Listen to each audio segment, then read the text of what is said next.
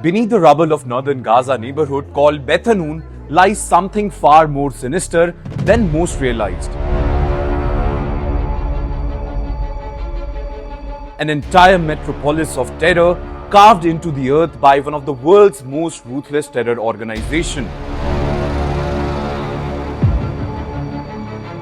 Well, the Israeli Defense Forces just pulled back the curtain on what can only be described as Hamas's underground terror city. And what they found once again reveals the true nature of this organization and how it cynically exploits the very civilian it claims to protect.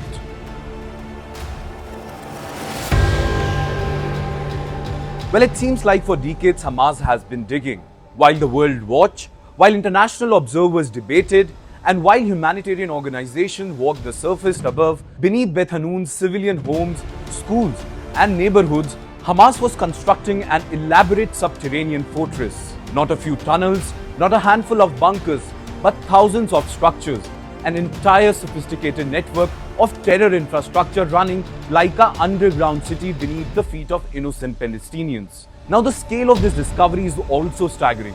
Thousands of buildings above ground serve dual purposes: weapons storage facility, firing position, and most importantly, command centers where Hamas terrorists coordinated their entire operations against Israeli Defense Forces. But that's just scratching the surface. Literally underground extensive tunnel networks crisscross the entire city, running beneath residential homes, beneath schools, beneath the very place where Palestinian families tried to live normally.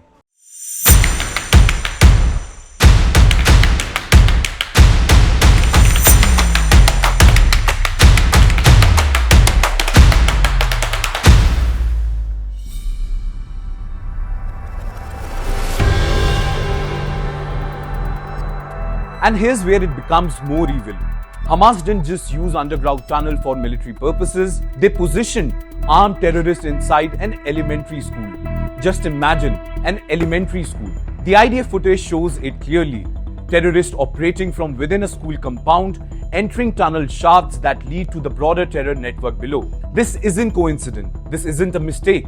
This is a calculated, deliberate strategy. Use civilian infrastructure, use children's school, and hide weapons and fighters in plain sight. Though one thing we can say is that the tunnel network itself is a marvel of engineering, which makes it even more sinister. These passages ran deep, some reaching up to 25 meters underground, extending across entire neighborhoods, passing beneath UNRWA facility, mosques, clinics, and also under kindergartens. The precise and scale suggest not a hasty built refuge, but a meticulously planned terror apparatus.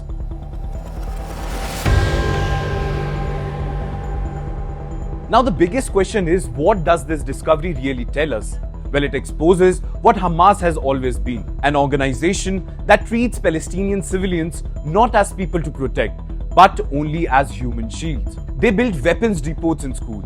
They stored ammunition beneath homes. They fortified neighborhoods as military strongholds, and all while civilian populations lived above vulnerable and unknowingly turned into involuntary human shields for a terror organization's ambition. Now, the IDF's systematic dismantling of this infrastructure was thorough, methodical, and necessary. But the real story here isn't just about military operation. It's about the revelation of priorities. Hamas invested enormous resources, countless work hours, and vast quantities of materials into building an underground terror empire, while Palestinians above ground struggle for basic necessities like clean water and safety. That's not the profile of an organization fighting for so-called liberation. That's an organization fighting to maintain power through fear, violence, and most devastatingly, civilian exploitation. This discovery in Beit Hanoun isn't merely another data point in this very conflict. It's a window into the soul of Hamas, and what it reveals is damning, undeniable, and demands the world finally reckons with the truth about who this organization really is.